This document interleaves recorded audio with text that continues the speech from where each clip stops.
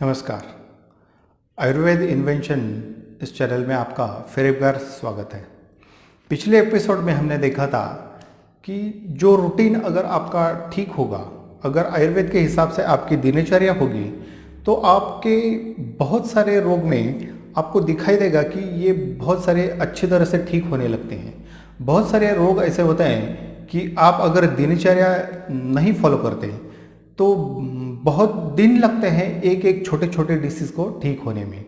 तो अगर दिनचर्या आपकी अगर आयुर्वेद के हिसाब से हो सकती हो, तो बहुत सारे डिसीज़ आपके पास आते ही नहीं, या बहुत सारे डिसीज़ आपको होंगे ही नहीं। ऐसा मैं कहता हूँ कि पिछली बार हमने देखा था एक पेशेंट का जो डायबिटीज़ था उसको, तो सिर्फ रूटीन चेंज करने में या उसका खाने पीने का टाइमिंग चेंज करने में बहुत कुछ फ़र्क पड़ता है। तो रूटीन में अगर आप आयुर्वेद के हिसाब से दिनचर्या रखते हो, तो मेरे हिसाब से आप बीमार ही नहीं पड़ सकते। अगर आपका कोई एक्सरसाइज कर रहे हो, आप योगा कर रहे हो, ये तो ठीक है, लेकिन उसके साथ अगर आपका रूटीन भी अगर आयुर्वेद के हिसाब से हो, तो आप बहुत अच्छी तरह से फिट रह सकते हो, हेल्दी रह सकते हो। तो इसके लिए आयुर्वेद ने क्या किया है, क्या कहा है आयुर्वेद ने? तो आयुर्वेद ने कहा कि सुबह 6 बजे उठ जाओ। 6 बजे उठने के बाद बस आधा लीटर गर्म पानी पी जाओ। इससे क्या होगा कि आपकी आंतों की सफाई होगी, इंटेस्टाइन क्लीन होगा, आप कॉन्स्टिपेशन होने से बच जाएंगे। हर दिन आपका पेट साफ रहेगा। पानी गुनगुना हो या थोड़ा सा गर्म हो तो आधा लीटर पानी पीना चाहिए। 7 बजे अगर आप कोई चाय पीते हो या कोई दूसरा लिक्विड ले रहे हो, तो आप 7 बजे ले सकते हो। बाद में 9 बजे तक कम से कम 1 लीटर पानी पीने चाहिए। अगर आप निरोगी हो तो सादा पानी पी सकते हो, यानी ठंडा जो नॉर्मल टेम्परेचर के लिए होता है वो पानी पी सकते हो, लेकिन कम से कम 1 लीटर पानी आपको पीना चाहिए। अगर आप कोई रोगी हो तो आपको 1 लीटर गर्म पानी पीना चाहिए। 1 लीटर पीना है यानी कि वो थोड़ा थोड़ा पीना है। ऐसा नहीं कि एक बार 1 ग्लास 2 ग्लास पानी पीना है, ऐसा नहीं करना है। तो उस टाइम थोड़ा थोड़ा गर्म पानी पीना है 9 बजे तक। आप अगर ब्रेकफास्ट कर रहे हो तो मेरी राय है आप पहले ब्रेकफास्ट बंद करो। कुछ भी खा रहे हो या कोई जो भी आप जहाँ भी रहते हो और जो भी ब्रेकफास्ट कर रहे हो, तो वो पहला बंद कीजिए। और 11 से 11:30 बजे आप खाना खाओ। 11 बजे स्टार्ट कीजिए या 11:30 बजे स्टार्ट कीजिए, 11:45 बजे तक आपका खाना खत्म होना चाहिए। आप दिन का जो भी खाना चाहते हो उस टाइम आप पूरा खाना खाइए। जो भी आप खाना चाहते हो उस टाइम पे ही आप खाना खाना है, बाद में कुछ नहीं खाना है। जो आप जिस एरिया में रहते हो, जहाँ का जो भी खाना हो आप खाइए, लेकिन टाइम रहना चाहिए 11 से 11:30 बजे। खाना खाने से पहले आपको कोई पानी नहीं पीना है। कम से कम आधा घंटे आप पानी नहीं पीना है। खाते वक्त कोई पानी पीना है, यानी बहुत सारे लोगों का ऐसी आदतें होती है कि खाते वक्त ज़्यादा पानी पीते रहते हैं, तो वो डाइजेशन के लिए बहुत ख़राब रहेगा। तो खाना खाते वक्त बिल्कुल पानी नहीं पीना चाहिए, और खाना खाने के बाद सिर्फ 1 घूंट पानी पी के बाद में 1 घंटे तक आपको पानी नहीं पीना है। यानी कि खाना खाने के बाद 1 घंटे के बाद आप पानी पी सकते हो। ठीक है, 11:30 बजे अगर आपका खाना समाप्त होता है, ख़त्म होता है, तो 12:30 बजे से आप पानी पी सकते हो।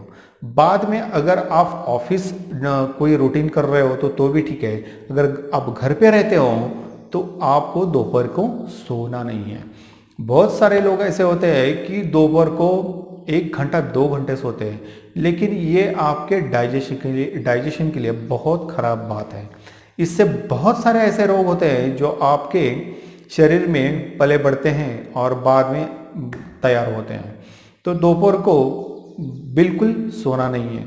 अगर 4 साढ़े 4 बजे अगर आपको भूख लगती है, मेरे हिसाब से तो आपको भूख नहीं लगनी चाहिए। अगर 11:30 बजे आपका खाना खत्म होता है तो समझ लो आपको 6 या 7 बजे भूख लगनी चाहिए।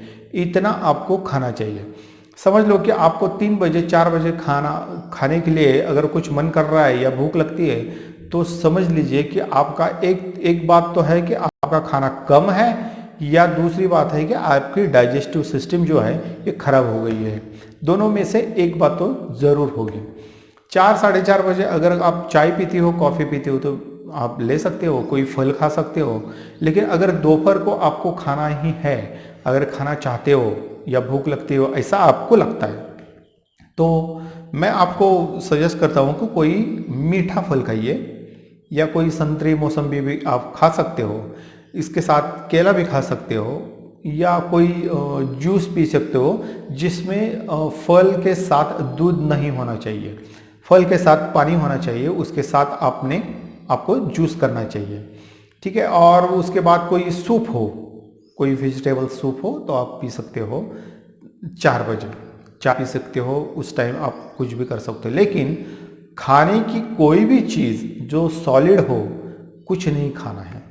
सिर्फ वही खाना खाना है जो नेचुरल होगा, यानी फल इत्यादि आप खा सकते हो।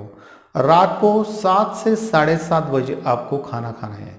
आयुर्वेद कहता है कि 7:30 से पहले आपका खाना खत्म होना चाहिए।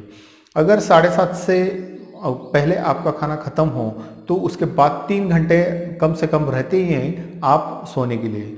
तो 7:30 बजे आपका अगर खाना खत्म हुआ, तो 3 घंटे आपको डाइजेशन के लिए मिलते हैं, तो बहुत अच्छी तरह से आपका डाइजेशन हो जाता है।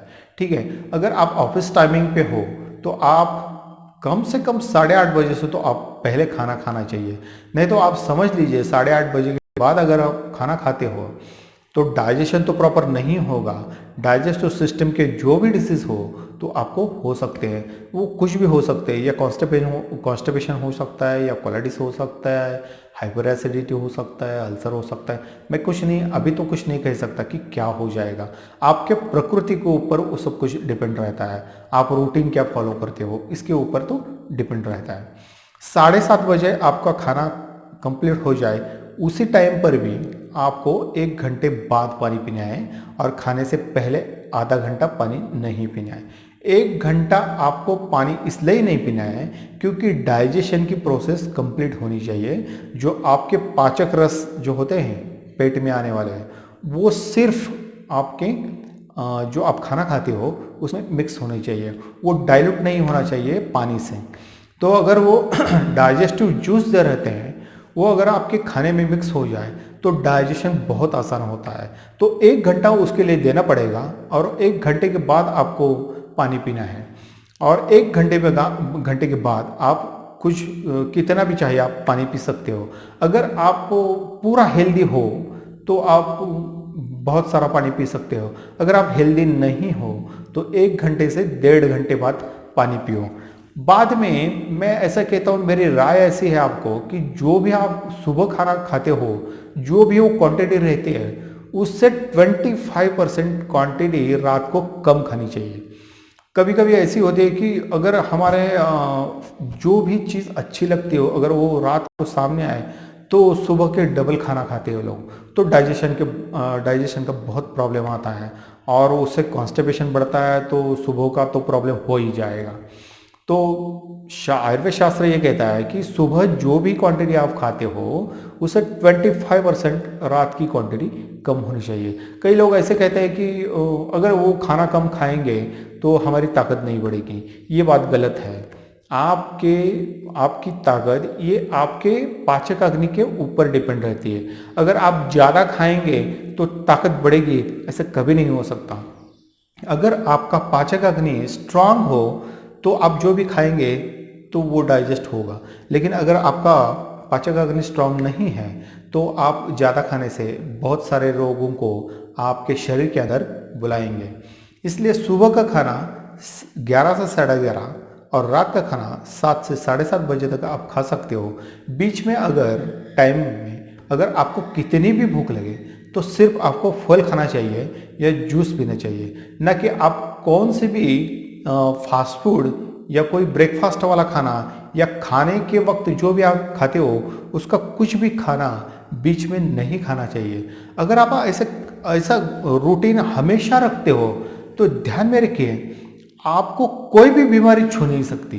आपका डाइजेशन अगर पूरी तरह से अच्छा होता है ना, तो आप आपके शरीर के अंदर कोई भी बीमारी फैल नहीं सकती या एंटर नहीं कर सकती, क्योंकि आपका पाचक अग्नि जितना स्ट्रांग होगा उतने आप हेल्दी रहोगे, तो उतनी इम्यूनिटी बढ़ेगी, तो आप उतने हेल्दी रह सकते हो।